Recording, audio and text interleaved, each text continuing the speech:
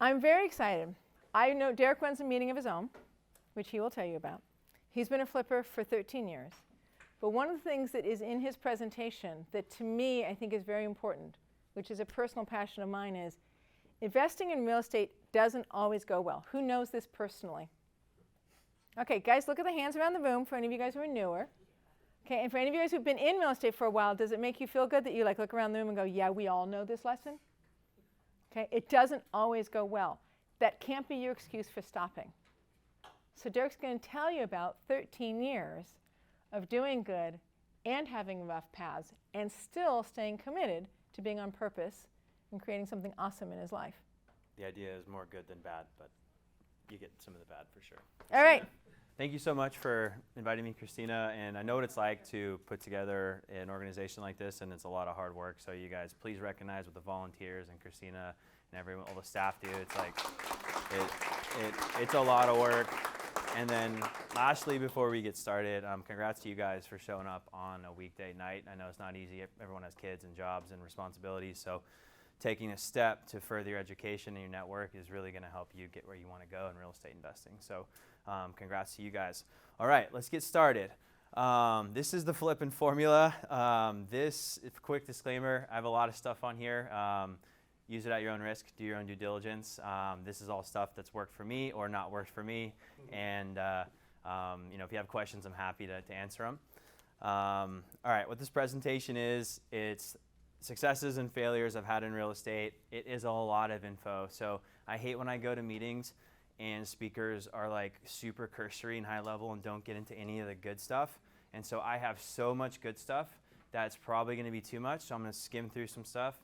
But I have a lot. So there are some things in here that maybe don't cover everything in depth. I can't do it in 90 minutes and now, 80 minutes? So I'm going to do my best here to get through it. I don't have a sales pitch. I have nothing to sell. It's not how to get rich quickly. I'm not what you call a guru. I'm just a guy who's been doing this for a little while and done well in certain areas and made a few mistakes. And hopefully I can shield you guys from making the same ones and also maybe taking some of these things and making some money with it. All right, this is the outline. I'm going to get into my background very briefly, benefits and risks, how being a realtor can help you flip. I talked to a lot of realtors already tonight, and I think there's a really cool path to help you get to that next level. How to find deals, how to evaluate them, how to fund them, how to renovate them, marketing your property once they're renovated, how to sell it once you've sold it and you make a profit, and then I've got a whole list of other tips and tricks. I literally keep a little journal in my phone on my notes app, and every deal, if something goes wrong or right, I take a quick little note, and I put a bunch of those on here for you tonight. So these are literally like top tips and tricks that you would probably never think of until you either spend the money or make the mistake. So here we go. Okay, my background, quickly, my dad gifted me a piece of land in Arkansas for my college graduation gift. I was pissed. I wanted a trip to Europe. And he's like, no, son, I'm going to teach you how to make some money with this. So we ended up cleaning up the lot. We sold it to a developer in town. I made like $2,000 on the deal. It wasn't much. He already had it teed up, ready to go, and he knew that, but it was just the process and the mindset. So that got my mouth wet for the business. I didn't really get into it until 2010, and I was bartending at the time.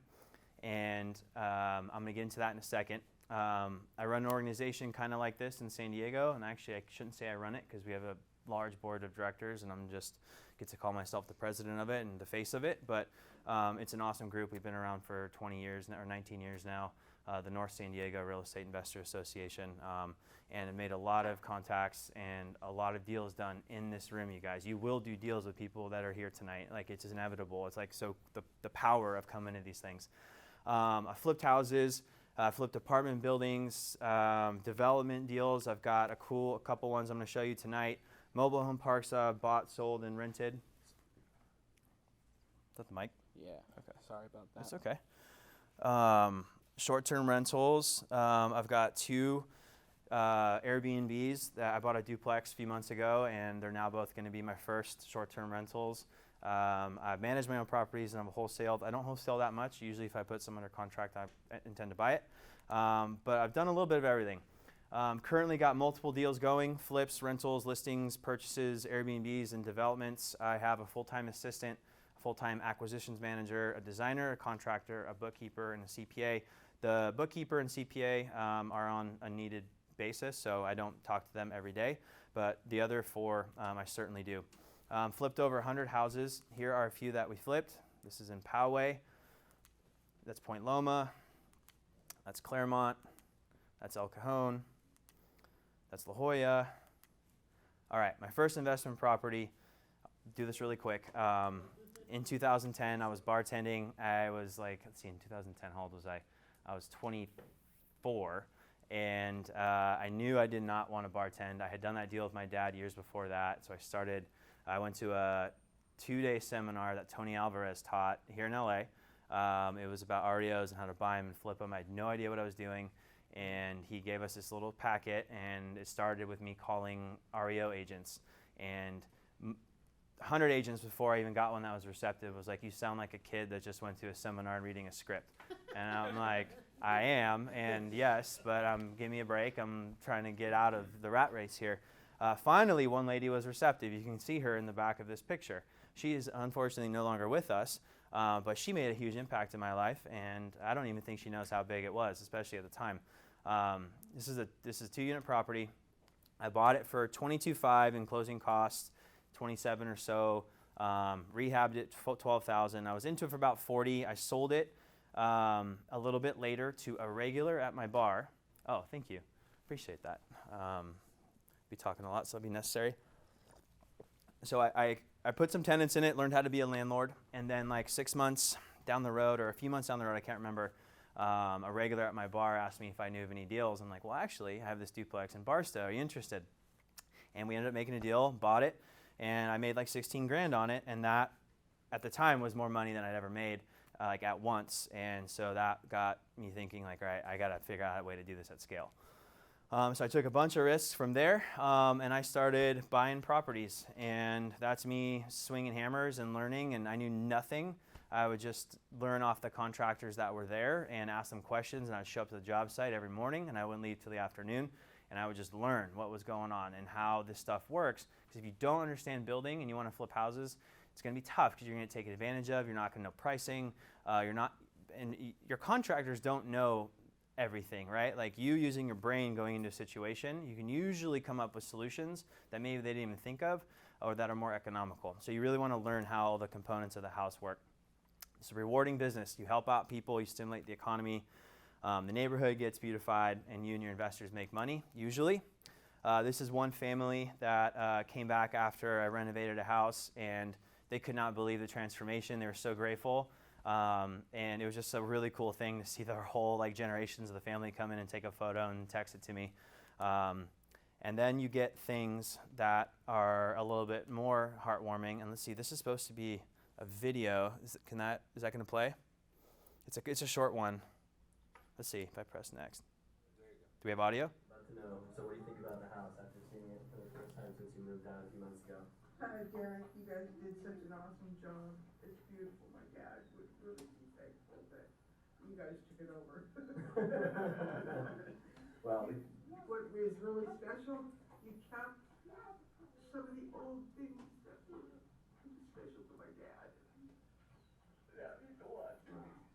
well, we're happy to It's beautiful. keep some of the integrity that has been here for so many years, and we're thankful that you trusted myself and Alex and everyone else to do right by you. So Yeah, you got me in out of a stuck place, and I'm really happy. I really am thankful. yeah, well, happy to help. So before I go to that next slide, that woman was a hoarder, probably the worst I've ever seen. And we've bought quite a few hoarder houses over the years. Not kidding. 3 to 4 feet of stuff, could not walk through the house, feces everywhere. It was really, really rough. And we came in, and a wholesaler brought this deal to me. And the wholesaler made like $50,000 on the deal. We bought it and made a healthy profit on it, and this woman could not have been more thrilled. And we helped her buy her house in Hemet, and now she still lives there to this day. And she actually reaches out to Alex, the wholesaler, who I stay in contact with, and it's just, she could not have been more happy. So these things happen, and it's real, like you hear the stories, but over the years you do enough of them, there will be some people that are really happy. It can be rewarding, but it can also be painful. So you can see this little chart here.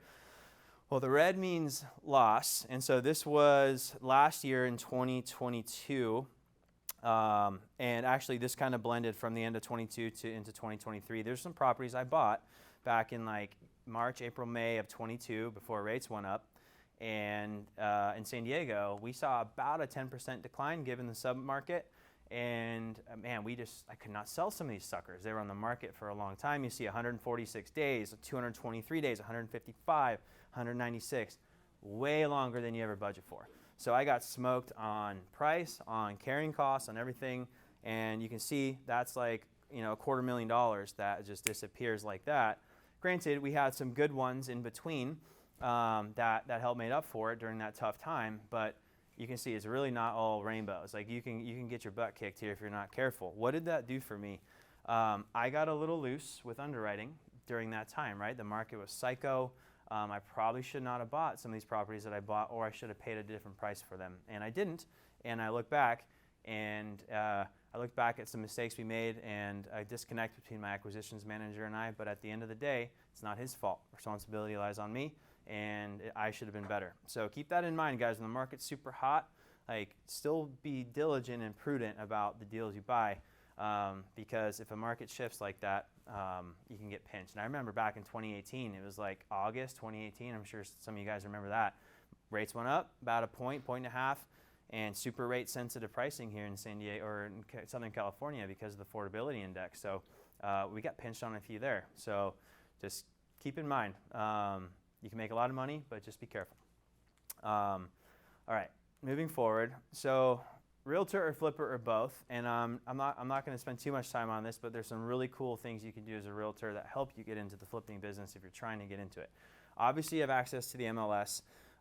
You know the contracts and the etiquettes, and you already have escrow and title contacts, and you don't have to build that from scratch. And what I think is really the biggest benefit is, you're going to see in a minute, I've done a lot of deals that agents that I knew throughout my agent career in my office and other offices, and then they kind of know you now as the investor and the flipper. Like, they will bring you their deals, and they trust you. They have this connection with you you've done for a long time. And what I've found too is even a lot of the agents I've known for years, they're like, oh, I didn't know you were a flipper. I had this deal, or I had these 3 deals. And so that's my fault for not being more vocal and letting everybody know. So if you are going to get into it, or you're doing it now, let everybody know. All the other agents you know, tell them.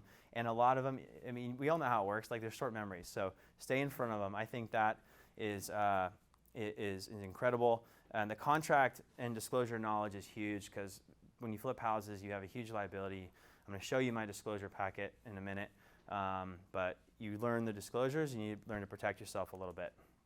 Downsides: takes more time and costs money. Can't blame your client. Lots of paperwork, and I say easy to get focused on the wrong things, and I put that in italics and bold because wrong necessarily isn't making a paycheck as a realtor, but really, like, that should be a means to an end for you. That should be, I'm making paychecks to put towards properties I'm going to buy and flip, or buy and ultimately hold, which in my opinion is what we all strive for, right? Like, assets that grow in value over time and generate cash flow is what's going to make you wealthy, not flipping houses. You're going to make some nice paychecks, but what you really want are those assets that you hold for a long time. Okay, just put this under contract literally yesterday. This was a referral from an agent in my brokerage office that sat across from me in our office like this, right, cubicle, and I knew him for years and stayed in touch, and every year he's good for like 2 deals. And sure enough, this was his first one this year. I'm expecting another one by Q4. That was simply just from me staying in contact with an agent in my office. Point Loma, again, an agent I met at Broker Caravan. Found this property for an investor client of mine, and I put cash into the deal, and then I stayed in this is when I was really new. I stayed in the process, and I learned everything from start to finish. Didn't make that high of a return on my money, but what did I get that was immeasurable? Was an education. So if you're looking to get involved in that, like if you have an investor that maybe you can put a little cash to work with, but part of the deal is you just get to show up, I highly recommend it so you can learn. That's what it looked like afterwards. Okay, use your flipping skills to help win listings. This is an interesting one. So this house in the background was a house that was a distressed sale that just a normal owner-occupant client bought, and due to a family circumstance, he had to sell it like 6 months later. And so when I met with him, he had interviewed multiple agents, and I said, look, man, your house needs X, Y, and Z to get it ready for market. And I already had my crews and my team and pricing, and that you can't be beat since we do it at volume. And I got the listing. I got him an extra $125,000, and everybody won in that deal.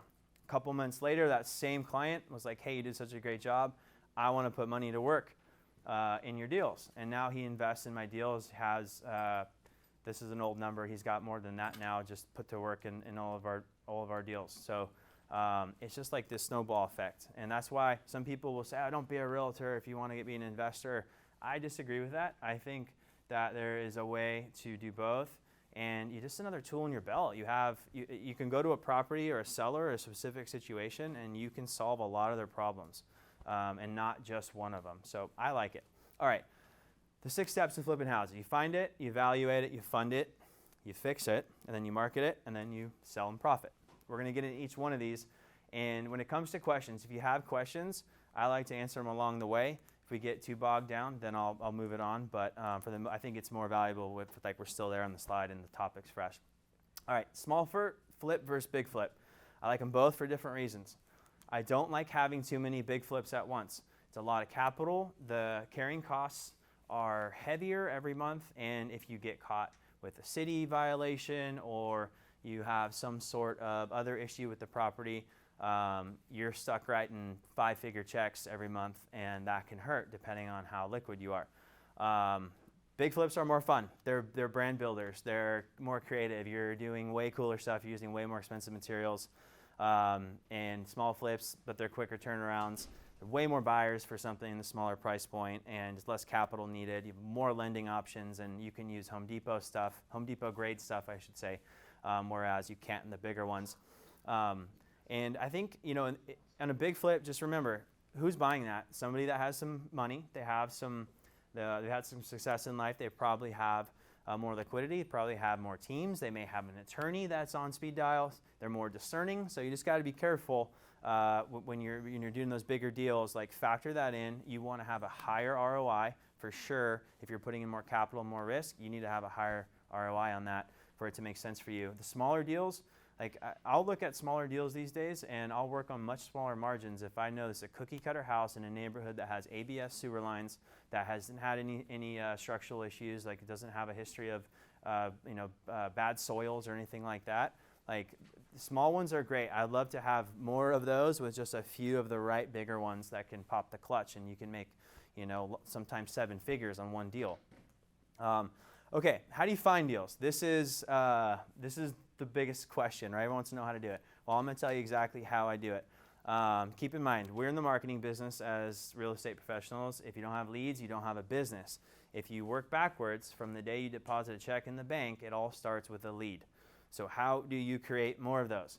That is the question. I like to have at least 2 to 4 techniques going at all time. And keep in mind, if you find a deal, you go right now. You don't tell them, oh, I can't make it tonight or whatever. The first available time you get a good lead and a good deal, you go, because if you don't, someone else will. And it's happened to me where I was like busy and I should have just moved my calendar, and 2 days later someone else bought it. And just keep in mind, the amount of deals you do this year will be directly related to how many offers you make. You have to make offers. And for us, it's 20 a week. We're making at least 20 offers a week, and through multiple different platforms. I'm going to show you how we do it. So door knocking is the first one, and people hate doing this, and I don't like doing it. But when I was getting into the business, I didn't have too many ways to generate leads, or I didn't know too many agents yet, or I didn't have a marketing platform that was robust. I did it. So I would typically just drive an area where I know the typical home was built at least 30 plus years ago.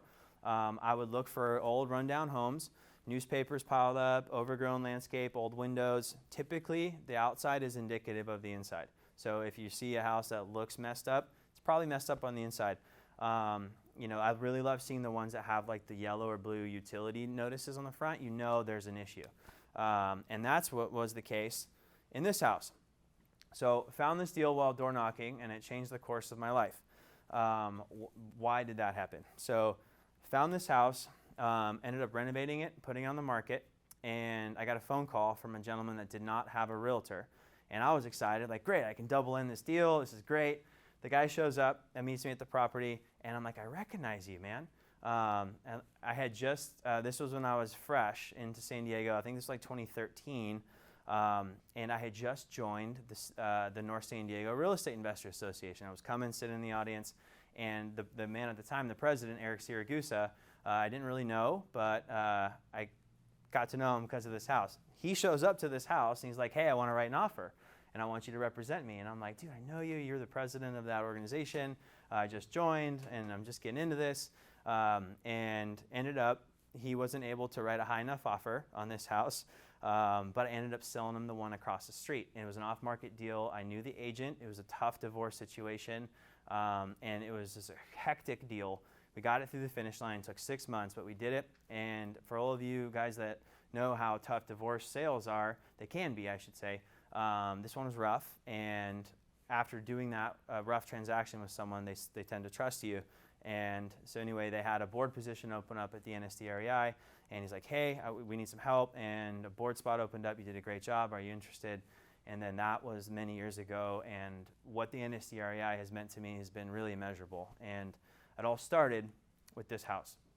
So anyway, MLS. Okay, yes, there are actually deals on the MLS.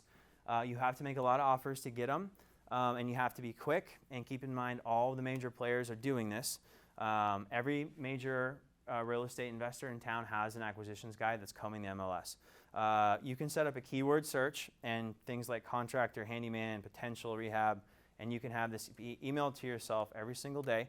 If you don't have access to the MLS, find a realtor in here. I like also looking at properties with large days on market. There's a reason why they've been sitting. It's either overpriced, there's some sort of other issue, and you never know when they've gotten fed up with having that house on the market. And we bought properties this way, just simply making offers. Pending transactions, I love just going through the pendings, and anything that looks like a fixer that's in escrow, that's a pending, we'll have Drew, my acquisitions guy, he'll call. And hey, anything going on with that escrow? Like, how you doing? Like, we'll close, etc. And it's a numbers game, right? Most of them don't work, but if you hit the MLS, you're gonna find deals if you're the squeaky wheel. If you just do it once or twice, it won't work. It takes volume. This one I like as well. Houses at market price, you're paying market value, but they're on a lot that you can add square footage or add an ADU to. Now, what I hate is when realtors will advertise property as the value's in the ADU, and you're like, dude, no, I'm not buying the property just for a potential ADU. Maybe if I can build 8, but for one ADU, it's usually not enough margin to make sense on these deals, or the main structure has to make sense as well. But I'm gonna get to this in a second. If you know something that the realtor doesn't, you can make a lot of money. If you know about pending zoning changes or density changes, that can also make you a lot of money. For instance, in San Diego, we had a certain section be upzoned. And so what that means is that a certain section in the housing area that was only zoned for one house can now be up to 4. Well, that's a big difference. It makes a huge difference in that area depending on the property values. So I know a lot of people that made a lot of money with that change. Geographic area, you farm your own area, you know it. Sometimes you'll see a deal in a pocket you know of that someone else doesn't. And this one's probably one of my favorite, mislabeled listings. I'm sure everyone has seen listings in the MLS that you can tell it's from a realtor that doesn't quite know what they're doing, or they haven't been in the market long enough, or it's a super 2-word sentence and a cell phone photo. And maybe it doesn't have any of those fixer keywords in it, but you know what it is. You know it's a fixer, and you know the agent doesn't have that much experience. And it's not that you want to take advantage of that, but hey, you're in this business. You've been putting in the time and effort. If you know something they don't, and you make an offer that gets accepted, then that's fair game. So I like those a lot. Okay, real estate agent relationships. This one is absolutely huge. So if you look at all the deals in any market in 1 year, most of them are done on market. And I forgot the percentage, but it's something like 10 or 15% are done off market. So meaning most of the time an agent is involved in a transaction when the property is being sold. And so you need to get relationships with these people. How do you do it? Well, if you're a realtor, start with your realtor sphere of influence. If you're not, start networking and find people that have control of inventory. And like, for instance, if you have access to the MLS, you can just do some keywords on searches. You can do like fixers, or back in the day when REOs were a thing, you could look at REO agents and you could get to know them. But agents are going to bring you deals, and you certainly want them to write the offer on the front side and double end it, and you want them to list it on the back side. And you even want to pay them extra if they bring you a fat deal and there's enough meat on the bone. We work out awesome deals with all the agents we work with, and I am happy to write a $10,000 check after paying a commission check after closing to make sure that their wheel is greased, because guess who's getting the next phone call? We're going to get it. And I've had multiple agents who have said, you know, Derrick, no one else has ever done that for me. And guess what happened? One of those negative properties I showed you, just like a few months before that, I wrote that check to that agent, and a $10,000 extra check, and we lost what, 125 grand or whatever it was on one of those deals, and I didn't go back to her asking for a dime. Like, I would never do that, but she remembered that, right? She's like, hey, I know you lost a lot of money in this deal, and like, you gave me 10,000, I feel bad. Like, no, that's part of the business. So, okay, high volume agents and mom and pop. So you find, what I've found with the high volume agents in town is they already have their group of investors. It's hard to penetrate that. You can do it, but I personally look more like the mom and pop people that maybe don't have a Rolodex of investors. You get to know them, you build a relationship, and make sure you do what you say you're going to do. If they bring you a deal and you write an offer and it's a bona fide offer, and you can't perform, well, you're never going to get another phone call. This one's big, and I have a buddy in town in San Diego who does probably 100 plus flips a year, and he has a person on his team, and I believe her title is called Director of Wow. And literally her job, she makes 100 grand a year, and all she does is sends gifts to agents and takes them out and just greases their wheels so that when they get opportunities and leads, they go to his company, and it works. Man, he does a lot of deals. I would love to implement something like that. And like, he's giving away a Tesla next month, like, to someone. Like, he really is just leveraging this. So I'm telling you guys, it works. And remember, guys, if you're an agent, like, don't be greedy about the commission, right? If an agent brings you a deal, let them write it up. You're in this for the ROI. You're not in this for the commission. All right, this was a recent deal, real estate agent relationship. Again, a woman in my office. We just stayed in contact, and I'm so pissed I sold this. This was a great rental in North Park. It ended up, looking pretty good. It was a 2-bedroom, 1-bath rental. I think I bought that for $300,000, and that was a few years ago. And I'm really frustrated I sold it, but that's going to happen a lot, right? Like, if you need money to flip, that's okay. But as you keep doing this, do the best you can to peel off properties and put them in your portfolio, because that will set you free at some point. All right, you can also do this. We tried this for quite a while, and we actually got a couple deals from it. So depending on your local MLS, they may allow you to export agent contact info from the MLS. You can plug that into an automatic text campaign. Agents in the room, I know you're probably sick of getting texts like this. I get them all the time. But sometimes they work. Sometimes you get it in front of an agent. And so I think the theme here, guys, with all this marketing stuff is it's a numbers game, right? It's not one magic pill. It's a bunch of stuff done with consistency and done over time will yield results. Okay, direct mail. I love it. I still do it. We do it every month. We send out 1,000 letters every month, and we've been doing it for a long time. One of my mentors, one of you guys may know, Mike Cantu, he showed me how to do this a long time ago, and it's paid immense dividends. So you have so much data at your fingertips now. Property Radar, PropStream, title companies. You can get so much data, and you can go with it a bunch of different ways. So what's worked for me is a couple different things. We write letters to homeowners after driving neighborhoods. The best letters are referencing something specific in their property. Now, granted, you can't do this at volume unless you have a crew and a team driving around. This is more of a specific niche, but definitely have bought properties from driving by and being like, hey, this parked car in your driveway hasn't moved in 6 months. I'm looking to buy in the neighborhood. Are you interested? Something like that. It really works. Or if you're going to go at a bigger geographic region, absentee owners with equity. Absentee owners they don't live in town, right? So this house is not a home to them. This is just an asset. And if it's one that is maybe giving them headache, or they're not collecting rent on time, or whatever it is, just got a call today actually from a gentleman that owns a beachfront condo in Pacific Beach.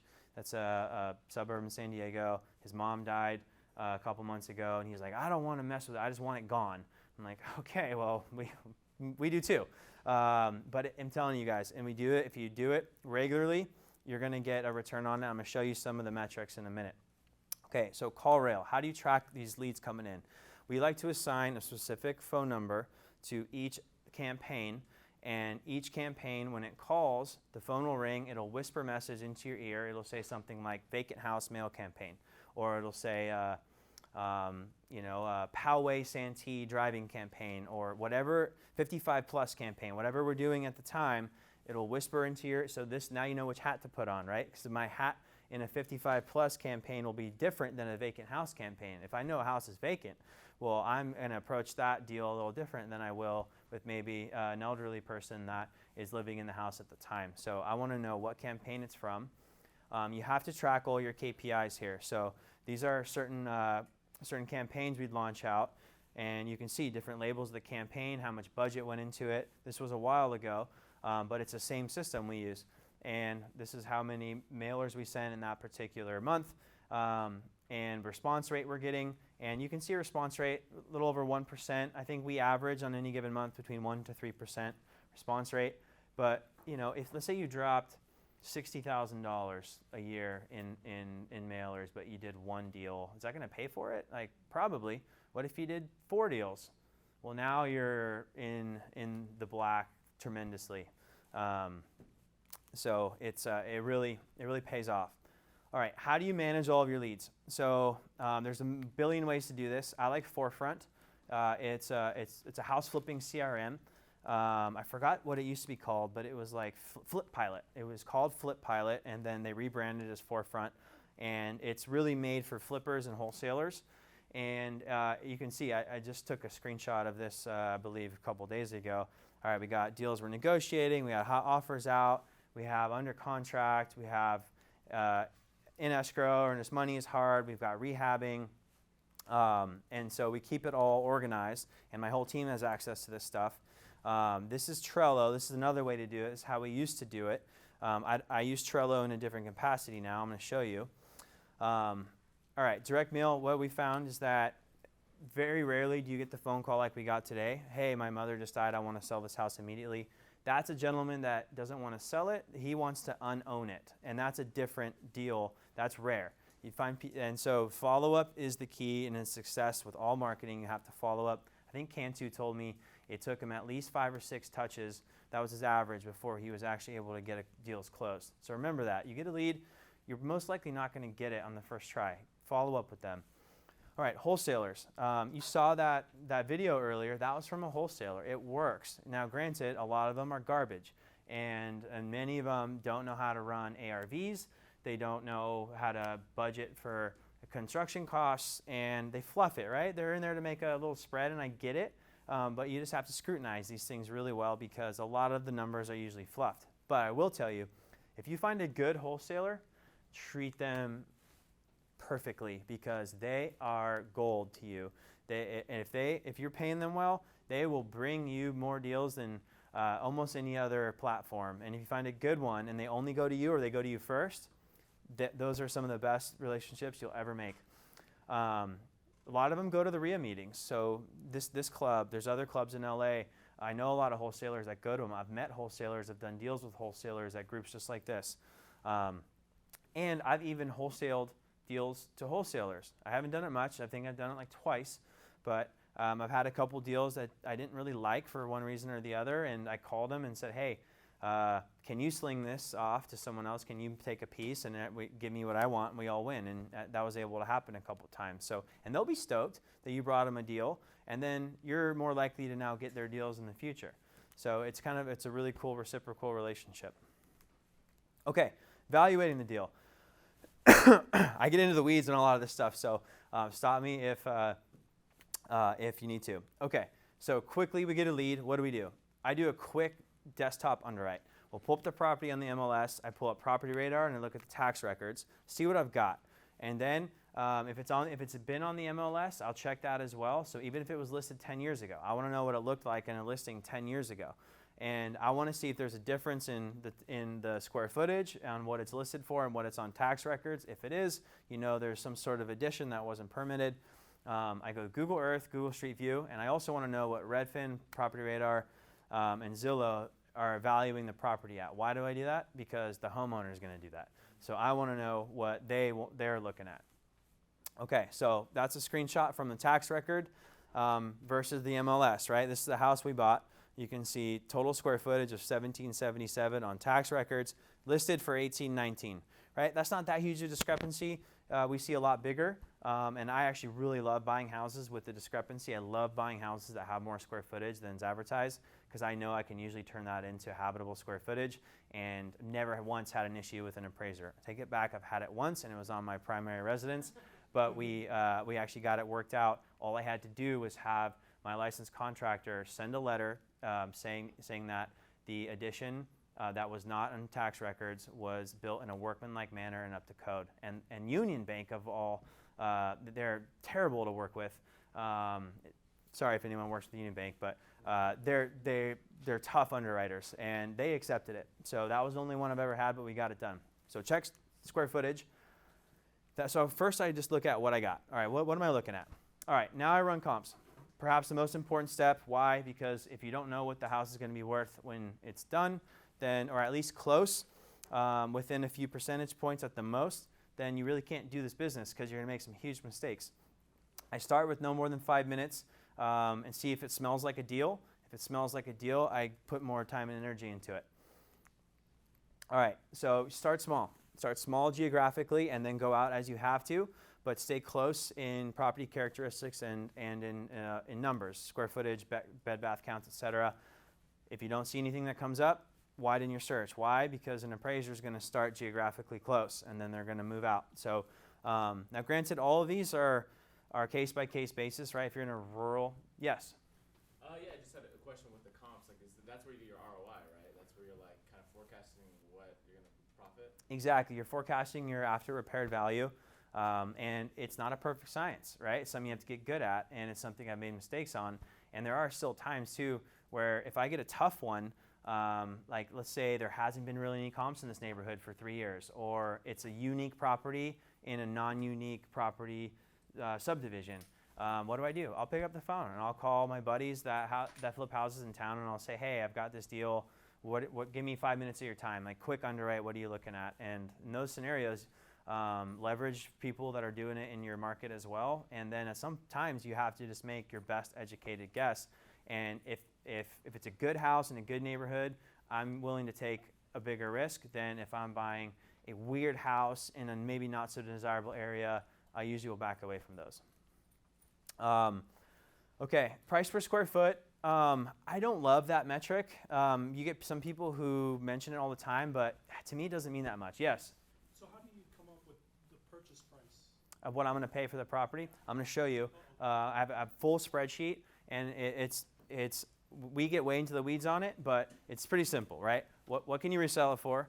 Minus what are your rehab costs going to be? What are your closing costs going to be on purchase and sale? And what are your carrying costs going to be, right? It's just, those are just the main components, but you're going to see there's way more layers to that, but you have to reverse engineer it, right? What's it worth when it's done and within a close proximity? Now, granted, I know some people who are very loose with their ARVs, and I know some people are very conservative, and it's just kind of your own personal investment philosophy. But I like to go off data, and I'd like to regret the deal I did not do rather than the one I did. And I've paid that price and lately, so I've been more conservative. Pending sales. I love looking at pendings because that's what's actually happening, right? If you have 10 houses on the market and you have 8 of them pending, well, that's a pretty good active to pending ratio. It means there's a lot of activity in that neighborhood, and the pendings are showing you what's actually selling. What is an actual buyer today making an offer on? Pendings, always make sure you read those, not just the solds. If there's a couple agents that dominate that market, call them. Pick their brain. You'd be surprised what some of these agents know about their little sub-market. I mean, they've helped me make good decisions, and they've helped me shy away from bad ones just by talking to someone who knows a pocket maybe you're not so familiar with. Okay, so you don't need MLS to access all this info. My buddy who runs a multi-million-dollar house flipping company in San Diego doesn't even use the MLS. He uses Redfin.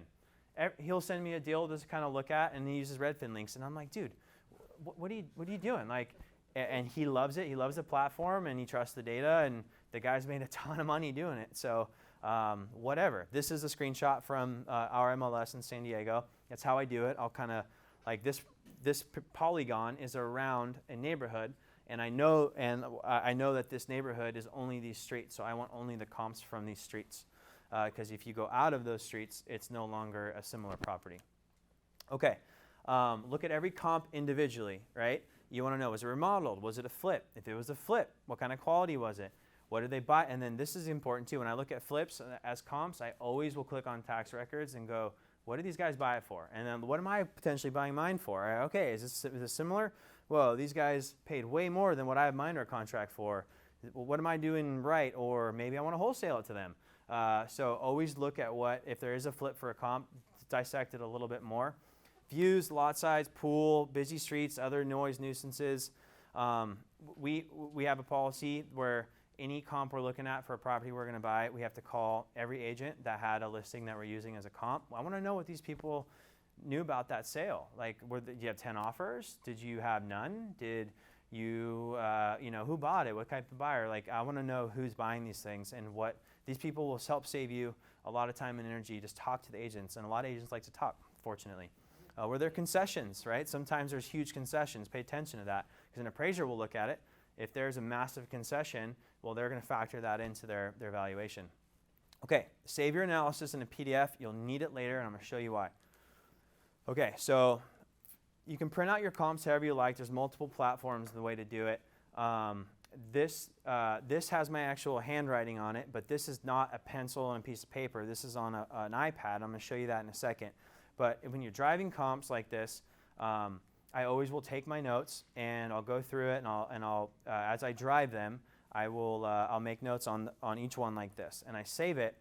And I use my iPad, and I use a program called Notability, and it's just an awesome program on your iPad. You can draw on it, you can create stuff, you can, like, when you're designing a house too in a backyard, and there's just a lot of cool things you can do with it.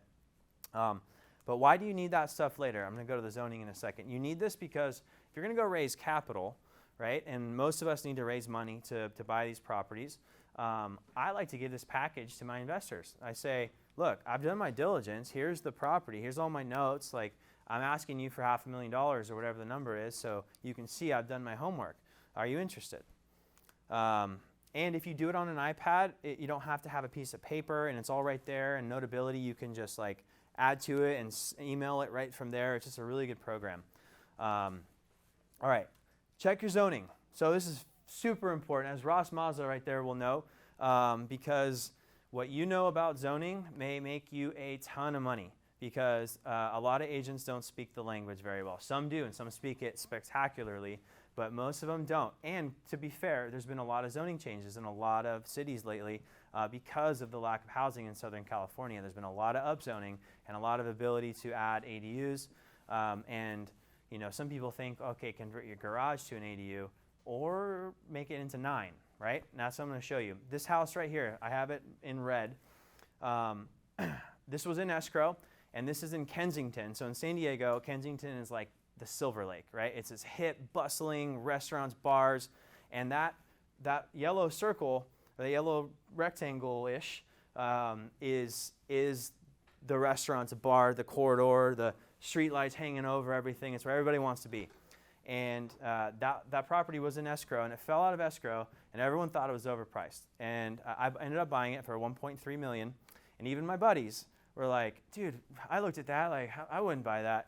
And I'm like, I bought that for a reason. So this thing is zoned RM11, and I knew that with a 6,000 square foot lot, I could most likely get 8, 9, maybe 10 units on this property. And sure enough, I should have my building permit in July. That's what I'm expecting. I've been back and forth with comments, and it's looking good. So what I did was, you can see the red. The red was the existing structure. The left was a one-car garage, and the right was this kind of U-shaped, L-shaped house. So what I did was carving that 1,800 square foot house into 3 units, 3 600 square foot, 2-bedroom, 1-baths, building a 2-story, 4-unit building in the back, and we're attaching it to the front house. And then that garage, we're turning into a unit, but adding onto it, and then adding above it, and then connecting the other units with a breezeway. So what's this going to cost? Probably about $1.3 million to build. And I bought it for 1.3. I've got a bunch of carrying costs and fees and stuff in with the city and planning and stuff, but this will be worth, in this location, $5.3 million when it's done. So you guys can do the math. This is a very good deal. And granted, with the current interest rate environment and commercial lending, when I get to the point of refinancing this, it wasn't the same atmosphere as it was when I bought it. But with that said, when you have an A location, you're going to find the money. You're going to be able to figure it out because of the location. This is a trophy asset, and just they don't make these anymore. Like on this street in this location, the zoning changes 2 houses down, so into RS17, into single-family zoning. So you can't do this. So there's really only like a 30-house corridor in this whole zone that you can do this with. And this is one of them. So that's why I'm so confident in it. And I'll be able to figure out what to do with the financing when I get to that point, because there'll be so much equity and quite a bit of cash flow. Okay, this is a house I bought last year. You see the single family house in the middle. What do you guys notice on both sides of it? Right. So how did I buy this? An agent called me, a friend of mine who, again, was at my office, my Berkshire Hathaway office 10 years ago. He's like, hey, I got this off-market deal. The seller wants $800, and he told me the address, and I'm like $800. I didn't tell him that, but I'm like, $800, really? I went over there that day, looked at it, and I was like, all right, I'll take it. And he's like, really? He's like, oh, well, the seller really wants $850. And I was like, you son of a, like, that's not cool, dude. But even then, I knew what I had. So I'm like, all right, write it up, dude. Let's just get this under contract and let's move forward. What he didn't know was that this was zoned RM39. And granted, this is public record. You can go and figure this out. But what he didn't know, and it's a disservice to his seller, but he did not know that this has massive density. And you could have built, granted, this lot is a little more difficult to build because it's narrow, but you could have built 60 feet high, just like the one to the left. That's a 60-foot high building. You have the height limit, and you can go as dense as you want. Now, granted, he didn't know that I knew the guy building a building over there, and that guy I knew was going to want this property. And so why was he going to want it? Because the Harvey Milk, and this I didn't know at the time, but I knew he was going to want it, and I didn't know why at the time. Well, I knew he wanted to own this neighborhood because he owned the building next to it as well. So I knew this guy was going to want it. But what I found in my diligence was that this part of Harvey Milk did not have any utilities underground, and it didn't have any utilities above ground. You see the light, the pole over there is temporary, and so what does that mean? It means that if he buys this, he can actually cul-de-sac off this street and actually like turn this into his own little like compound. Granted, it's more complicated than that. It'll take a lot of time with the city, but I verified it with the planning department myself. I went down, so I went to him and I'm like, hey man, do you want to buy this? And he was like, what? How'd you get that? I don't know, it's for sale. And I was like, yes, I know, but anyway, so long story short, I told him the price was $250,000 more than I paid for it, and he happily wrote the check. And that was, I didn't have to do anything, and that's a $250,000 payday right there, just for knowing the zoning. That was it. And granted, once we got into escrow and further down, and I started doing my diligence, the agent started asking some questions, but at that point, it's already under contract, and it was essentially already a done deal. Seller needed to close, and okay, so moving forward, how do you evaluate stuff, right? This is how a pencil sheet started so many years ago, handwritten little piece of paper, and it'll kind of estimate profits and ROIs, and it was just very, non-surgical. And then it graduated to this. This was a spreadsheet with very simple calculations. And then it graduated to this, which was obviously a little more in depth and have way more line items and information. And then now it's this, and depending on the property, and this isn't even the whole thing, this is just a screenshot of most of it, but we get into every little line item, and how do we know this? Is from years now of looking at deals and knowing what all our costs are and what ends up biting you or what ends up you maybe misunderwrite. Whether it's a rental, whether it's a short term, whether it's a development, whatever it is, there's different ways to look at it. So you don't need to get this granular with it, but as you do this, you're going to start to get more kind of interested in knowing more about the details of the deal. And you also can convey to your investor partners way more, right? You sit on a Zoom call with one of your investors, you go through all this stuff, it's impressive, and if you know what you're talking about, and you can like play with it and say, well, if we sell it for $50K more, but we have a $30K higher budget, here's what it looks like, and you can do this in real time. So get good with your underwriting. And there's a lot of these out there, right? Like you can just Google this, and there's a million of them. I got this from a buddy. It was originally looked something like this, and then I kind of added on my own little pieces to it, stuff that I wanted to see over the years. Okay, so yeah, you can see we have property values and pricing, financing costs. Do I have a second position mortgage on it? Is there fund control, meaning am I borrowing renovation money that only comes as I make progress? So there's just different ways to put all this in there. We have a quick cash offer button up there where it's like based off a few quick fundamentals, what can we offer on the property? Holding costs, transaction costs, selling transaction costs. We have it down, to the dollar. And again, you know your numbers. You're going to be a much better flipper because you can make an educated offer. Returns and profit. So obviously this is most important. How much money am I going to make? Is there equity in the deal? Why do I want to know how much equity is in the deal? What if I want to keep it? And then, if you have an equity partner or you have debt partners. And so we have different ways to structure all this stuff. How much of my actual cash is in the deal? How much, if I don't, this particular deal, I don't have $1 in it. So there's different ways to do it, and you want to know how to look at all those. So important, guys. Know what you're looking at when you're on site. Do a thorough walkthrough. You've got to walk. Yes. Go back. Sure. One. I see the spreadsheet and all the detail and all that. What's important to you when you do the financial evaluation of a deal? You got a bazillion numbers here, but what are you looking at? Say, yes, this is a good deal, or no, it's not a good deal. You certainly don't need, 8 pages of spreadsheet. I would say, for me, it's risk-adjusted return. How much risk am I taking in order to make this return?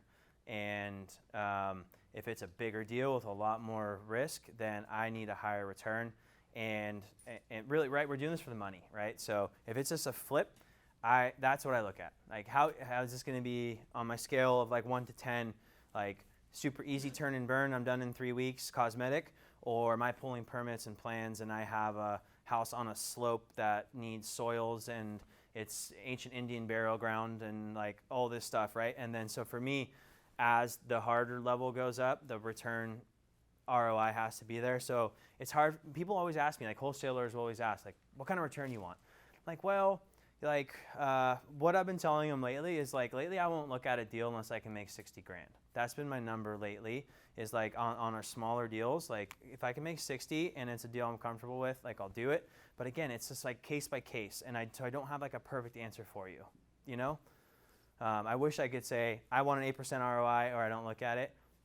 It'll adjust. I've done deals at 5% ROI, again, because I know that like this is as close to as a sure thing as it gets. Now I've done some at 25 because of the amount of skill and capital needed. Hope that helped. All right, on site, you got to know what you're buying. If you can, bring your contractor, your roofer, your HVAC, other trades. Now granted, I don't get to do this most of the time, right? Most of the time I get a call, I got to go look at this house, and it'll be me and or my acquisitions manager, and we know our budget so well now that we can budget just like our contractor does, probably better than him now. But ideally, if you're new, you're going to want to get your contractor and your tradesmen out there to understand what your budgets are going to be. But over time, you're going to get to do this better than they are. You can get a home inspection if you like. I always get one on a property. I don't do it in the beginning anymore. I usually do it at the end after my guys are done. And I'll touch on that in a second.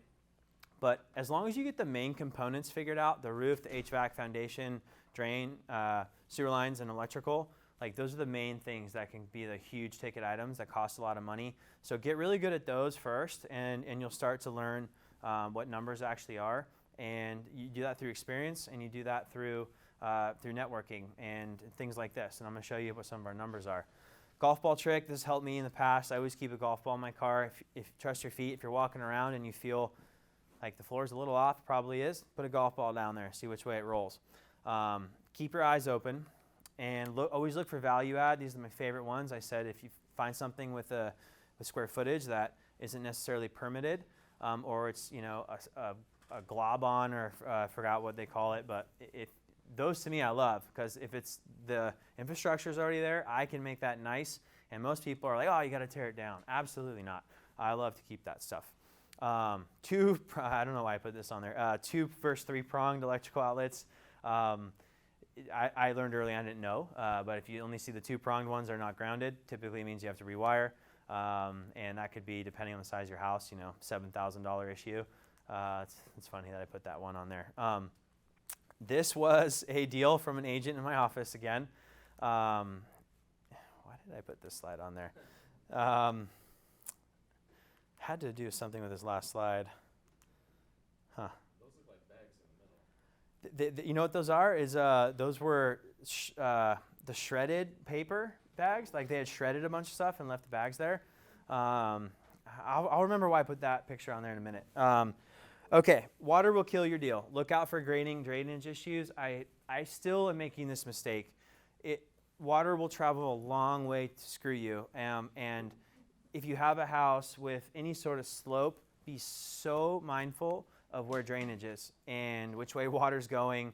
Because if you don't, when you have 50-year storms like we had the past few months, well, guess what? You're going to get some phone calls. And I did, and I'm going to show you guys some.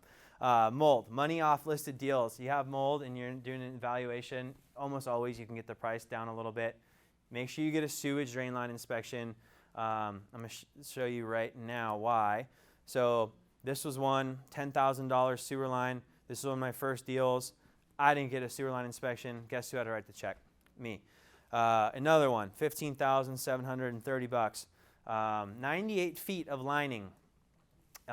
Guess who had to write the check on that one? I learned that one the hard way. Inspection on PVC drains or just iron? So you don't really see too much PVC anymore. Most of it's ABS and cast iron. But absolutely. Even if I have ABS, I want to know what's going on in the sewer line. It's $200 to get a sewer scope, and it can be such a massive issue. Even if you have an ABS, it could be incorrectly pitched, which I've had before. Now you got to excavate and you have to re-pitch it. So always for $200, it's a huge insurance policy. I'd recommend it for sure. And that'll get you into the 3 or 4 inch sewer lines. But if you want to see like the 2 inch from like a kitchen sink or something, that's you have to make sure they have the right head for that, and you got to ask them, because most of the time they won't do it. You just got to get it. Make sure you ask them to do it. They'll most times do the sewer. Take detailed counts. You'd be surprised how often you forget how big was that room, how many windows. So we have a designer. She comes with us at every property, and I'm going to show you what that looks like in a second. But it's so important to go back to. I've made this mistake before. Walk the entire lot line.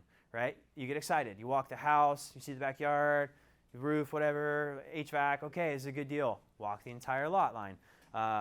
What may be the fence, it may or may not be your lot. And what behind some trees, like you never know what's behind there. We've seen some crazy stuff on lot lines that we didn't really walk the entire lot on. Luckily, we were in escrow on one recently, and we didn't notice a sewer manhole and which was an easement, and then part of this lot that actually ended up belonging to the neighbors. We didn't buy the house, but you got to just walk the entire lot. Pest or termite, know what it looks like. It's little pellets, so you know what you're dealing with. If you're on the fence about, hey, do I need a new window? Do I need new doors or floors? Usually you do if you're on the fence.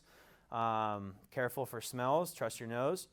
Pools get really expensive really fast. Let me show you a photo about that in a second. Matter of fact, I think Ross knows about this property. Oh, we're not there yet. Okay, so when we're on site, my designer will take our measurements while she's there on her program, and she'll get it back to me within a day. These are our existing plan, and this is what we base all of our renovations off of. So then we turn it into our rehab plan. Now, granted, to the naked eye right here, it probably doesn't look like much, but what we do is I'll get my iPad out, and we'll walk it on site and be like, okay, we need to open this wall up, we need a bathroom here, we need to turn this garage into living space, whatever it is, and then we'll get it on the plan. And then once you have the overview on it, now I'll go through it with my iPad and fine-tooth comb, and I'll say, you know what, I think this door needs to open that way. I think we need to flip the closet here. And so having this tool or something like it is so helpful to really make these rooms come to life and really use the functionality in it. And if you're doing a bigger project, like a development deal or units, I made the mistake of not taking enough pride in this and kind of slapping it together. And what I did was I didn't really pay attention to the functionality of the windows and the doors. And then we had a permit and we're building them, and we get in there, I'm like, this door doesn't and it just did not work, right? Where are you going to put a couch? Where are you going to put and I learned my lesson that one time. I had to submit a plan change, and it backed me up an extra 4 months. And we had a really nasty inspector, and it was a simple plan change, moving a couple headers for windows and stuff, but he did not have it. And so I had to resubmit. 4 months of carrying costs, just gone, and it was my mistake. It wasn't his fault. I should have been better at it. So what I like to do before I finalize it, I take the plan, I walk the job, I go into the house, and I visualize, okay, cool, we're moving this wall, we're putting a window here, we're doing a door here, ooh, this isn't going to work. And you'll be surprised how often you find mistakes. And this is imperative to give to your contractor, right? So we give our contractor the existing and the rehab, scope of work, contract, etc. I'm going to show you what we give them. But this is huge, and what we do is we have my assistant blow this up onto 36-inch paper, tape it to the job site, and it's there. Tape it out of sight, not in front of a window. You get nosy neighbors or nosy building inspector. You do not want anyone to be able to see that from the window. Put it around the corner or something like that. Yeah, made that mistake. A lot of mistakes. So this is what a portion of what our budget looks like, right? So if you get good at this, you get to learn your metrics. And for instance, exterior paint, $1.35 a foot. This is a little bit of an older one. We're now probably about $2 a foot for paint. And landscaping, $1,700. Multiplier of 2, that was a small job. Windows, $350 a window. I think we're at about $400 a window now. Maybe $350 still, actually. That's crazy. This price hasn't gone up that much. I think we're about the same on slider and French door. So you see, you can, if you get to know your numbers and you walk a property and you're like, okay, it needs paint, windows, floors, landscaping, demo, and whatever, 2 bathrooms and a kitchen, you can get pretty close. And now, for the most part, we know it better than our contractors. Right now, we're averaging about $40 to $60 a square foot for cosmetic only. That's strictly cosmetic, guys. That does not include anything heavy, moving walls, HVACs, roofs, massive sewer line stuff, etc. For the bigger jobs, we're in $61 to $90 a square foot. And then we've even had a couple get into close to 100. And then for anything custom, high-end or heavy, 91 plus, depending on, if I'm building a $4 million house, which I really don't like to do anymore, the price is going to go way up, right? You have a more discerning buyer, and you need to have better materials. Okay. You're in escrow, and you do your inspections. So this is all us, right? We're having our sewer guy, our roofer, my contractor, our electrician. We're having all these guys come, and we put together our own report. This report was 4 pages. We include photos. We include everything. We include our analysis. We study every comp, and we'll give this to the agent if we're in escrow and we need a price reduction. We'll give him this 4 or 5 page report and say, this is why we did our homework, and this is just a screenshot of it. And more times than not, we end up getting a price reduction if we need it. I don't like to go into a deal banking on a price reduction because it's a waste of our time, and I don't really like doing that. But there are a lot of times you got to make a quick offer, and you don't know until you really dig into this stuff. Okay, funding it. Okay, cash, hard money, conventional, private, or personal. My strategy is I use a combination of all of it. Have your financing in place before you go into a deal. I like to know because, like, for instance, that one we put in escrow yesterday, I got to close on the 28th. I have to close on Friday. What is that, like 6 business days, 7? So, like, you have to, if you're going to do that, you have to have some of your funding figured out early. Have a few that you've talked to, and there's a lot of different strategies: percentage of ARV, percentage of purchase price, rehab funds. And so, although I work with many different ones, my main lender right now, 90% of purchase price, 100% of rehab costs, interest rates between 7.99 to 9.99. Now, granted, rates are they're usually in the 9s right now with these guys, and because they usually give me 100% of rehab costs, and they were down in the 7s back a year ago, but I haven't been able to get that anymore. Half a point origination fee, $1,000 servicing fee, 12-month term, no prepayment, no personal guarantee, which is huge, you guys. If you're getting loans, make sure none of your personal assets are attached. Sometimes they're hard to find depending on your experience level, but they can close in 10 days. So private financing, this has made me a lot of money. Do you have friends, family, or clients that have money that do not know how to invest their money to generate a return? Because you know how to do it, because you're the savvy real estate investor. Most people have maybe not most people, but a lot of people have IRAs. They have money sitting in accounts that either aren't generating that high of a return or they have no idea how to invest it. Talk to them, and you'd be surprised. Debt versus equity. Are you bringing in a debt partner or an equity partner? Are they getting a piece of the deal and sharing in the risk, or are they a debt partner that you pay on the first of the month no matter what? I personally like debt because you make more of the money. Now, granted, it's riskier, and those deals you saw that I lost money on, hundreds of thousands of dollars on properties, my debt partners never knew about that, right? They're not dumb. They do the math, and they can see this house sat on the market for a while, it didn't sell for what you thought. They knew I was losing money, but they never missed a beat, right? Because you have to pay your investors. They eat first, and they will always be there for you when you have the next deal as long as you keep that reputation. You always use a promissory note and a deed of trust, sometimes a joint venture agreement if you're doing a JV, entity structure, a title holding trust. You can do it a bunch of different ways, and there isn't one perfect way. It just depends on the deal. Okay, if you're using second position financing and private second position money, make sure your first position lender is okay with it. Because, for instance, my first position lender is not. They do not allow a second position to concurrently close in that same escrow. So I have to go record the deed the day after closing. But my lenders are cool with that because of my track record with them. But you want to know about that before you get to day of closing. You're like, oh crap, this isn't going to work. Or you got to let your escrow officer know. Promissory note. So this is an example. There's a million different ways promissory notes. You can Google them. If you've borrowed money over the years or you continue to borrow money, what I like to do is save a copy of the ones that I sign, and I have a little Rolodex and I review them and pull different things out of them that I like. I'm not an attorney, but it's worked for me for a long time. Okay. Before you go on, Yes. go back one more. I don't know if you know this or not. Your comment about having a second position loan and the first position lender not allowing it is completely unenforceable.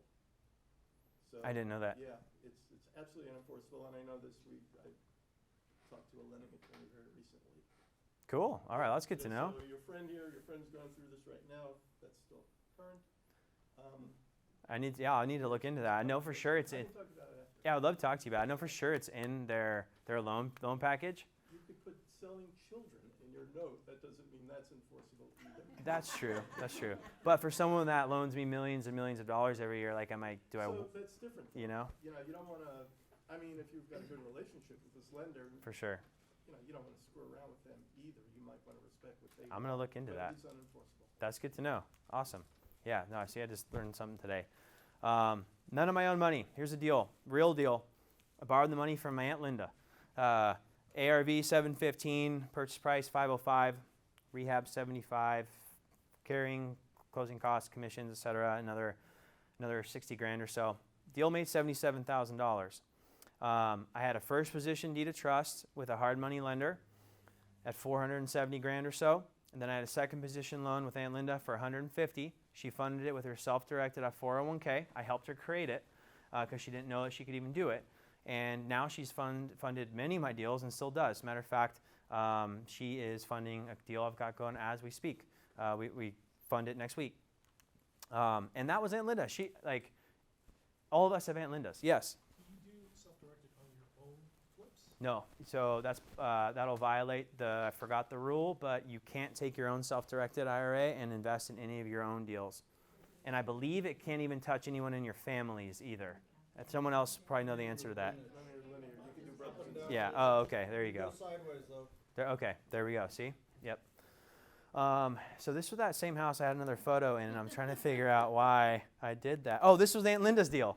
Okay, so I had the photo in the wrong slide. So this was Aunt Linda's deal. It was a flip that we bought, turned it into that, and didn't have a dollar into it, and made $77,000. All right, fixing the house. I got to go through this stuff quick because I'm running out of time. Take lots of photos for your personal gallery, your before and after gallery, for contractor reference along the way, for an appraiser, potentially if they need to see what it looked like before. Have tools in your car, tape measure, screwdriver, pry bar, flashlight. I use those regularly. Get multiple bids. I don't necessarily do that anymore because I've got a crew that I trust. But if you're getting started, you'll want multiple bids. No labor-only bids. Some people will love to do that. I don't like it because it can get out of control fast. And the delineation of who buys what, I don't like. So I like materials and labor. And I'm going to show you how I separate it. I buy some of them, but I do not like a bid that is simply labor. And for other people, that may work. For me, it doesn't. Has to be itemized. We have a very long itemized contract and scope of work that is exhaustive almost. It's like I think our scope of work on a normal size job is like 6 to 8 pages, but I go through every room and I'm going to show you what it looks like. Make sure you have you give a transferable warranty from you to your new buyer. Some contractors will do it, some won't. California Civil Code 900 for fit and finish means you have to provide a year warranty on some of this stuff, and you never have to learn this crap until you get a phone call after the close of escrow, and you have to go back and talk to an attorney and look at all this stuff. Hire licensed, bonded, and insured contractors. I've done the other way, and it's not good. Always be named as additionally insured on their insurance policy, no exceptions. Look at their reviews. What's that? The contractors? Absolutely, yeah. So it's pretty standard in the industry. You just have their insurance carrier put you on as additionally insured. Your scope of work needs to be big. Walk the job with your contractor. What I started doing over the last year or two, which I really like, is that I'm walking through the house. I will video every room. I'll walk through it from the outside to the inside, and I'll send it to my assistant, and my assistant will immediately put every note that I just put on that video onto our scope of work. And when I send this package to my contractor, I send them the scope of work and the videos. And so now there is no discrepancy about what we're building or what we're not. Like, it's on video, and most of the time he's in the video because we were there walking it together. And you have a very thorough list of what you're doing. How often do you get permits? Great question. As little as possible. And so for the most part, if I'm buying a house that needs permits, I'm budgeting in an extra 6 months to my hold time, and usually that kills the deal. And granted, sometimes you get popped by a nosy building inspector, and that's happened to me numerous times, and it hurts sometimes. But I usually don't do it because it's just so crazy now, man. The city's understaffed, overworked, underpaid, and there's no way to get it quickly, unfortunately. So you're just doing cosmetic work? No, pretty much? we're still doing a lot of structural. And you're just taking your risk? Yes, but what I do is, and I recommend everyone do this, let's say you're moving walls or something structural, I will always get my structural engineer out there. There's been a couple times I haven't, but for the most part, that's my insurance policy, right? I'm bringing him in, and if I'm opening up this wall, this kitchen, adding a room, whatever I'm doing, now I'm building it to spec. It's going to be structurally calced out, and I'll have him come back during the build and sign off that everything is built to his spec. And if it's not built to spec, my contractor needs to make sure it is. So whether that is that's a bigger footing, or we're making sure we have the appropriate size header or whatever it is, and then you give that to the buyer in your disclosure packet, and you say, look, there weren't permits for this, but this was engineered and built to spec. Here's the engineer's stamp signed off that this was built properly. And I've never had an issue with it, never once. Now, I've had a few buyers get a little snippety, but then, okay, let's move on. That's maybe not our buyer. and you disclose all this, right? This is fully disclosed, and I'm going to show you what my disclosures look like. It's huge. So this is the scope of work I talked about. This is just one of the pages. This goes on to every room and everything we're doing. If there's a change order, you get it in writing. And at the minimum, if you trust your guys, get it in a text message so you can refer back to it in writing somewhere. Your construction contract, you never need it until you need it. I always charge a per diem for days late. I've only enforced it twice. And usually it's because something happens that's out of the contractor's control. I've only had a couple times where the contractor was negligent and I had to charge them for it. They don't like it, but if they want your business again or anyone else is in town, since you know everybody, they're gonna be okay with it. Indemnification is huge. Make sure you have an indemnification clause in your contract. So this is just an example. This is like 4 or 5 pages. It goes through everything. This started with me Googling one, and then I compared it to some friends, and I have this added and subtracted to it. Since then, I've had an attorney review it, and I suggest you do the same. I'll always have the contract time put in there, so what's the completion date, and make sure you're indemnified. That's really important. Okay, design your house to your buyer. Work backwards. What are you building? What kind of buyer is buying this? Today, we had to make the decision. We don't have room for a dining room. If we're going to make a bigger kitchen, and the kitchen was small, we decided to make the bigger kitchen, and we were going to have a little, like 3 bar stools and a little peninsula. That to us was going to be okay in this neighborhood, but in a different neighborhood that might not be. So you're going to have to make those decisions on site, and it's, they're going to cost you if you make the wrong one. Something's always going to go wrong. Just know that. Okay, this is important. Certificate of completion. It reduces the time your contractor has to file a mechanics lien. I haven't dealt too much with mechanics liens because I've had really good crews. I've had one guy who went rogue and had some issues, but that was it. But you record these things within 15 days of completion, and you have to do it right or it's null and void. It can't be enforced. If it's a large renovation, meet your contractor subs. I like to meet them in general. If it's a bigger job, for sure, I want to know who's doing $50,000 in framing, like who's installing, who's upgrading my gas line to 1.25 inches. Like these are big things, and I want to meet those subs. If I'm just painting the kitchen, it's a little less important to me. Final lien waiver and progress payment. You always get lien waivers as you pay your contractor. Whether that's a portion, you get a progress payment lien waiver. If it's in full, you get a final.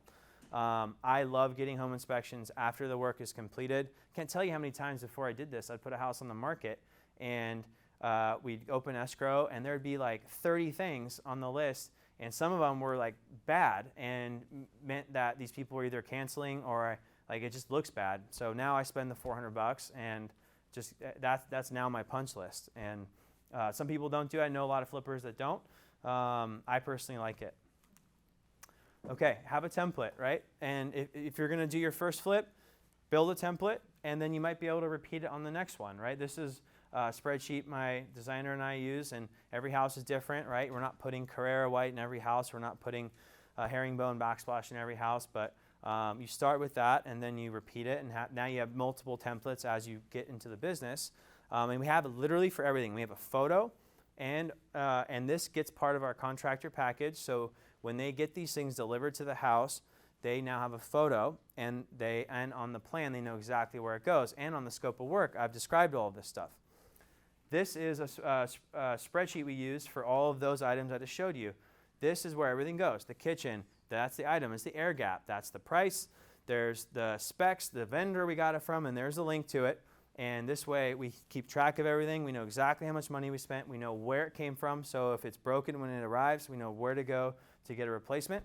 You want to track all your stuff. If you're going to start this business organized, because you're going to want it as you move forward, I promise.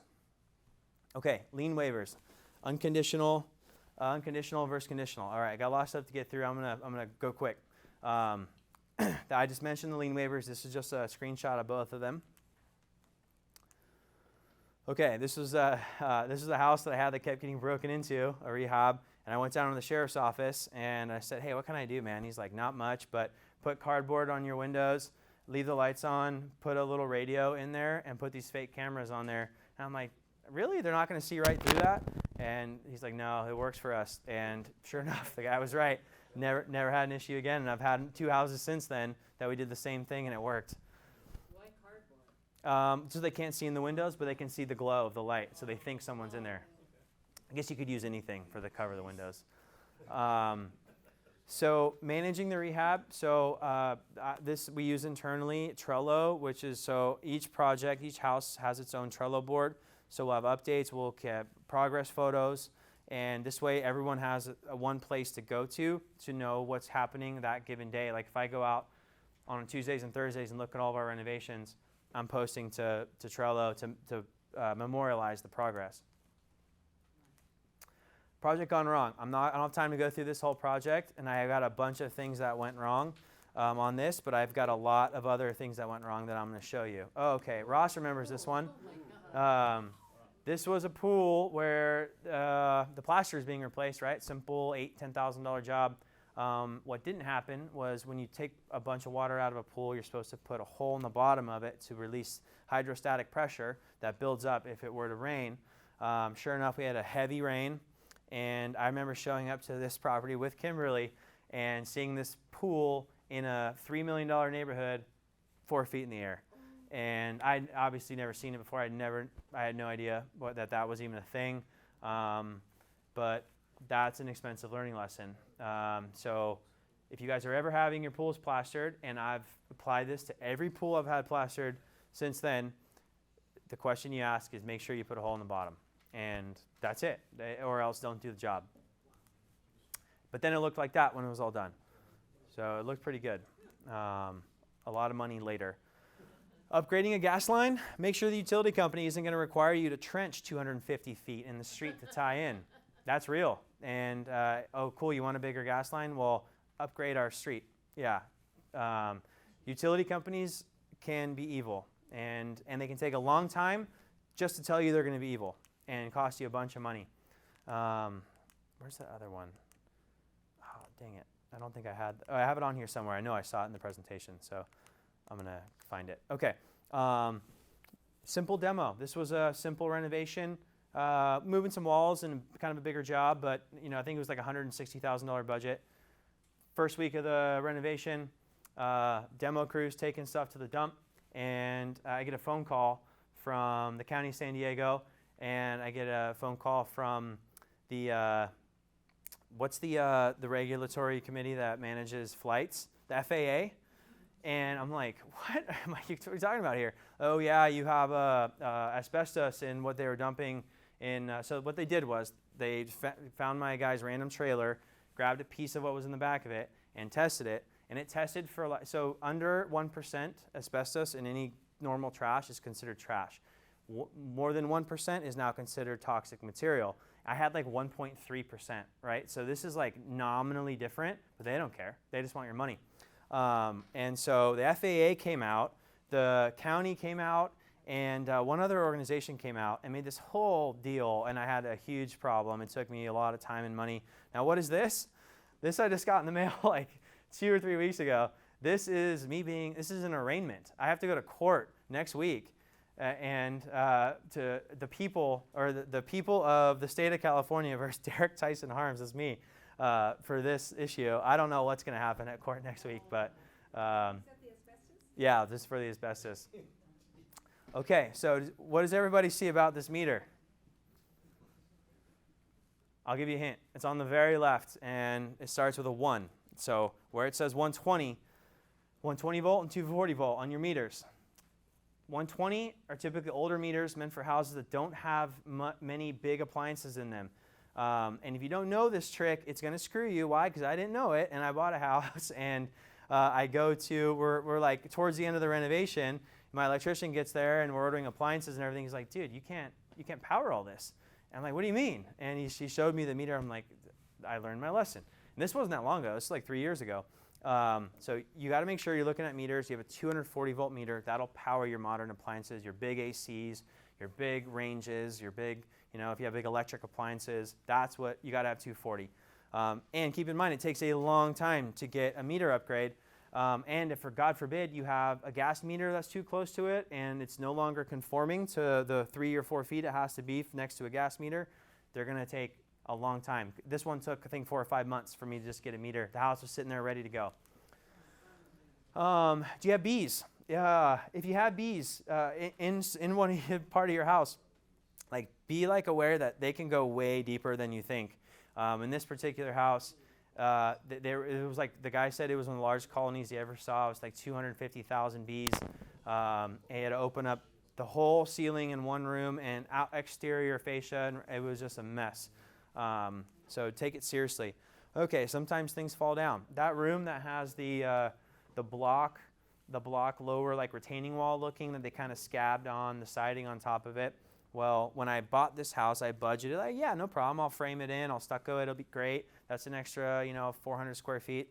Well, no, when we started demoing it, we found out it was not held upright, and it just literally collapsed. And that's us. You can see all the collapsed stuff around it. We had to reframe, re-roof, replumb, rewire, the entire thing. Luckily, we bought that house really well at such a great price. We still made quite a bit of money on that deal, but on a thinner deal, there goes your profit. So just be careful, and that made me look a little bit more. If I see something that's super sketchy, like it's probably sketchy. Leak or subterranean groundwater issue.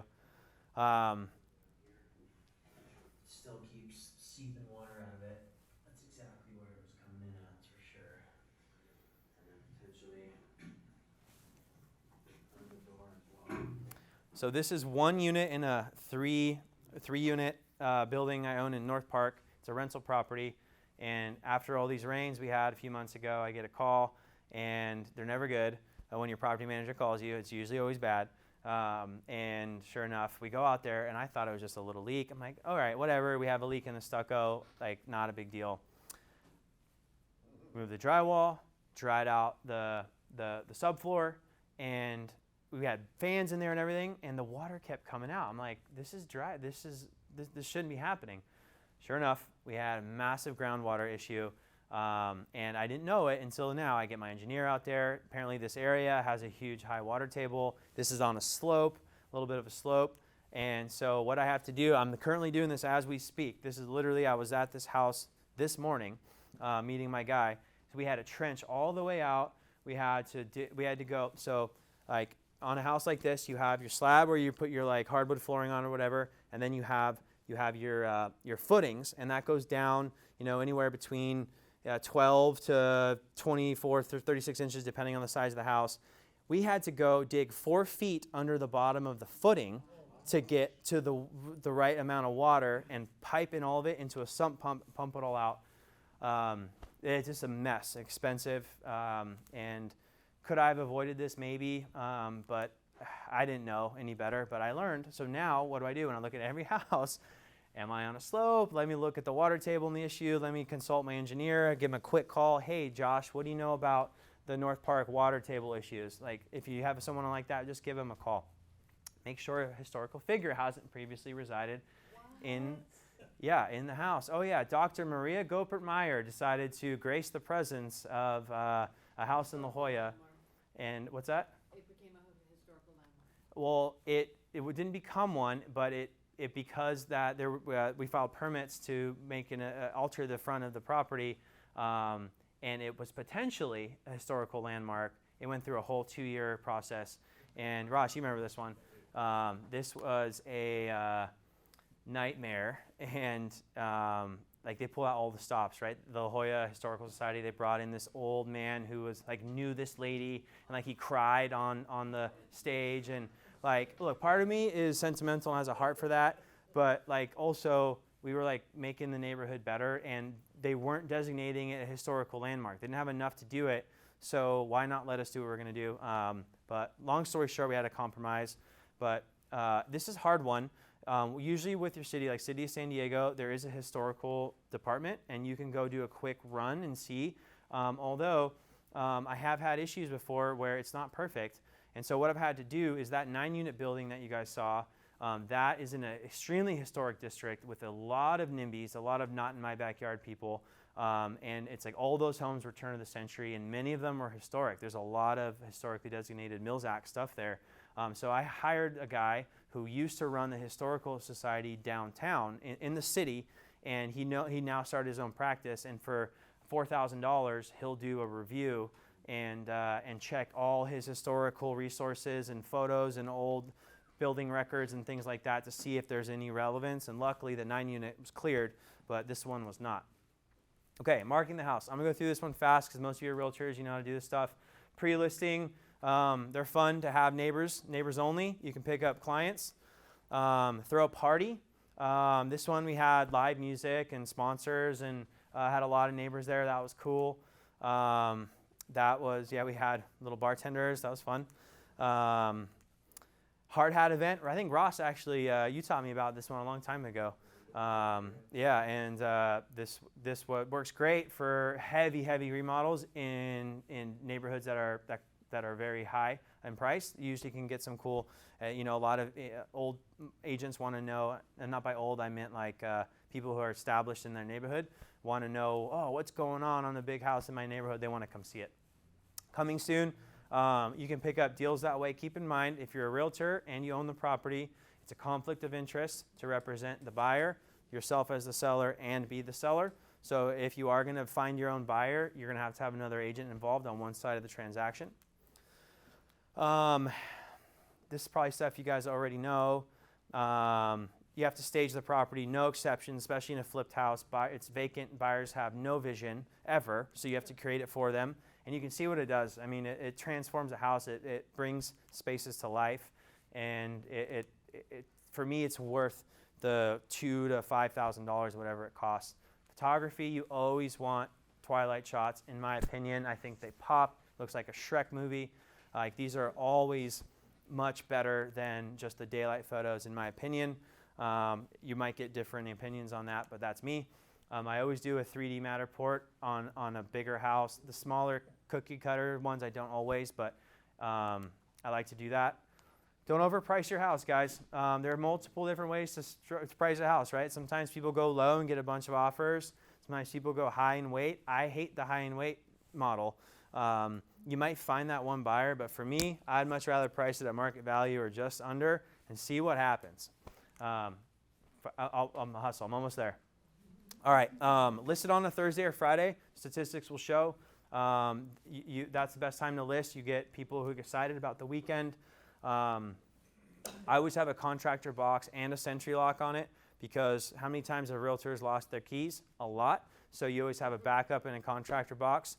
I always love to buy the automatic Glade air fresheners. My assistant will go in every deal we put on the market. We get so many compliments on it, and it's just like $12, and it's nice smell when you get in there. I'm going to skip this one because I have some more other cool stuff I want to get to. Qualified, you guys know to qualify your buyers. Okay, all right, disclosure. This is everything, you guys. Over disclose. I can't tell you how many times I've gotten a call or we're in an escrow and you refer to your disclosures all the time. It's the number one litigated real estate issue out there is non-disclosure. So make sure you do it. And so for instance, this is the first page of my disclosure exhibit. So I'll fill out the TDS, the SPQ, and I will give them a 4 or 5 page exhibit that explains every box that I check yes on that TDS and SPQ. I give them 4 or 5 pages of explanation as to why I did that. And on the first page, I give them all these additional reports and disclosures, and I label them out. You're getting my scope of work. You're getting existing plan, rehab, list of upgrades, pool repair, termite, sewer, engineering, home inspection, City of Poway building submittal plan set, HERS test, County San Diego, like building records. I give them everything. This way you can't come back to me. Meet the appraiser. This is mandatory. Show up, meet the appraiser, give him everything you can to help convince him you're getting the right value. This is so dumb when I hear that people don't do this. This is like, I mean, I can't tell you how many times I've showed up to an appraisal and it's like, the guy plays baseball where I played in college and now we're buddy. And maybe that was a tight deal and I needed an extra, $30,000. And like, who knows if that did anything, but in 13 years, I've only not gotten 2 appraisals, and one of them I got cleared with Tidewater. Okay, closing recap. I'm almost done, Christina. Supplemental tax bill, late contractor invoices, and final utility bills. Make sure you have a small budget for it, especially if you have an investor. Don't pay them out until you get all these things figured out. And have that in your contract with your investors. Hey, we're not paying out for 2 weeks, a month, whatever the number is, until we reconcile everything. Okay, post-closing. Things happen. If you flip in volume, you're going to get a call after the close of escrow. Know it. Don't necessarily budget for it when you're underwriting on a deal, but if you start to do this at volume, have cash laying around, because I'm telling you guys, you're going to get calls. Shit happens. It just does. And if something happens and it comes, my experience is you just fix it, and you don't necessarily roll over and just do everything they want, and you maybe play some hardball at first, but for the most part, you fixing it with your crews that you have and that can do it cheaper and quicker than anybody else, much cheaper and quicker than them going getting 17 bids and a forensic inspector and all that. Just, I prefer to write the check and just get it out of my life. Granted, you have them sign an indemnity. You have your attorney put together a really good indemnity, so when you do the stuff, they're now waiving any more claims at you. Okay, these are the last few slides, and this is like shotgun round. This is part of that little like journal I've been keeping that has just a bunch of tips. All right, have a deal journal. This is why. You go through each deal and you write down one thing you did well, one thing you did poorly, and what you can do better next, and we keep it on our spreadsheet, and we review to it often. And so this is how I made this up. Okay, major players. Know who they are in your market. Whether it's flippers, whether it's agents or whatever it is, start to mingle with these people, know who they are. You're going to see them around. Engineers, okay, so have really good engineers, but take that with a grain of salt. A lot of engineers over-engineer, right? They want to cover their ass and they want to make sure stuff is well built to sustain a million-year storm. Make sure you can have that conversation with them too, and if something's over-engineered, call them out on it. We get cool stuff on Amazon that's cheap, and I'm sure a lot of people know that now, but you can shop on Amazon for your flips. We're in the sales business. Make sure you're good at sales. Go to paid educational events, guys. This is where you meet people who are interested in having a similar lifestyle to you and are willing to spend money to go learn stuff like this. Don't go spend $20 million. You see these bogus people that want to charge 50, 100 grand. Like, I don't buy into any of that. You can go to these things and find something similar. Find a mentor. You have just at places like this. Mentors have saved and made me a lot of money. Your network, similar theme there. No emotion, right? This is a business. You find a deal. Don't fall in love with it. Fall in love with the numbers. If the numbers work, they work. If they don't, they don't. Don't force yourself into a deal. We've gotten referrals on Facebook, believe it or not, just telling people that we flip houses. Okay, a couple more slides. Don't stress the small stuff. Guys, things happen every single day. I used to get in a roller coaster of emotions, and it did not serve me. Don't be afraid to fail. You're going to take a lot of risk in this business, and you're going to fail at sometimes, but you're also going to make a lot of money if you stick at it. Respond to this stuff. Don't react, because what I hate doing is you get an angry email or text or call from a pissed off contractor. Chill on it that night. Call them back tomorrow. Usually always works better. What's the difference in single level and two-story in your marketplace, right? Like, I made the mistake of buying a two-story house in a neighborhood where everyone wanted single-story ranches, and I didn't know it, and I didn't make any money on the deal. Street signs. This is dumb, but if you're in a new neighborhood that you're flipping, I've gotten 2 parking tickets just by parking on a street that I didn't really pay attention to the parking sign in a new neighborhood. I've had better success in smaller incorporated cities with permits compared to larger cities. Granted, San Diego City has gotten a little better, but that's been my experience.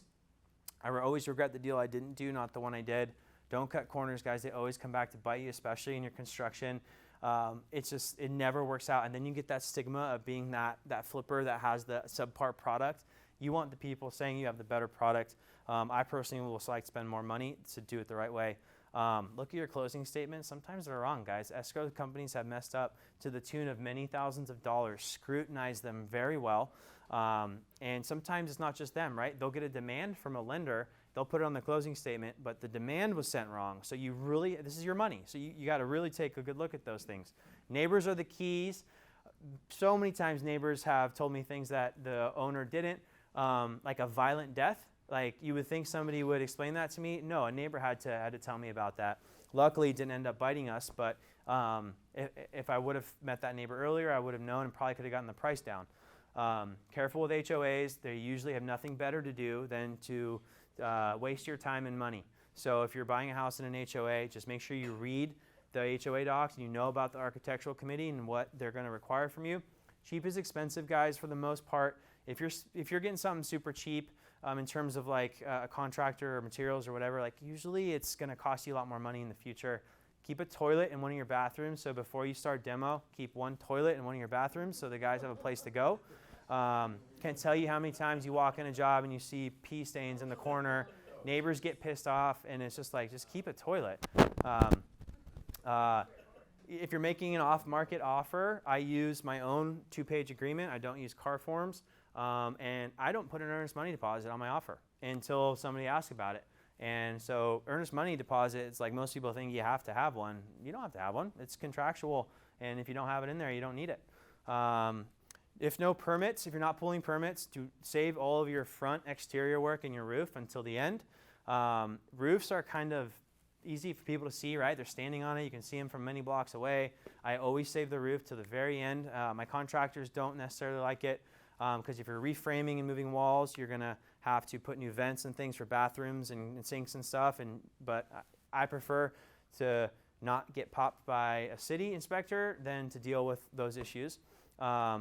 Letter of authorization. So we include this in all of our offers. A letter of authorization for building records and permits if we're pulling them. So building records from the county in our offers. We in like on the car form, I think it's line 6. Other terms or whatever it is, we say seller authorizes buyer to obtain county building records, and we'll sign the release. And that's just us getting a copy of the building records so we know what we're buying. It looks just like this.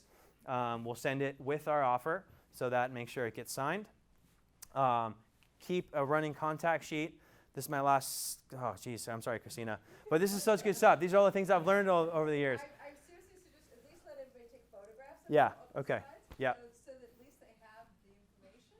Okay, You're welcome to pull what you feel like are highlights, but at least show everyone, because I see lots of people taking photographs. So clearly, they're still engaged. yeah, for sure. No, it's good info. I'll pick one on each one of these and then we're done. Rainy season.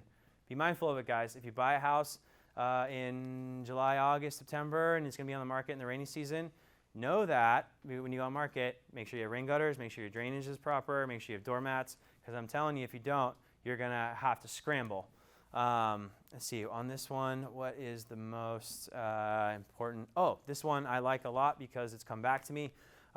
In your request for repair, you're selling a house, your buyer gives you a request for repair. I always now will include, I will fix X, Y, and Z, and I will credit you $5,000 towards any and all other repairs whatsoever. That statement is important because if anybody comes back to you later and you don't have it written that way, and I guess consult your own attorney, but this is what we found with ours. As long as you say it's towards any and all other repairs, it's very clear what you meant. Can't learn to ride a bike at a seminar, guys. You got to get out and take action. Go out and buy a house, network, do stuff. That's it. Thank you, guys.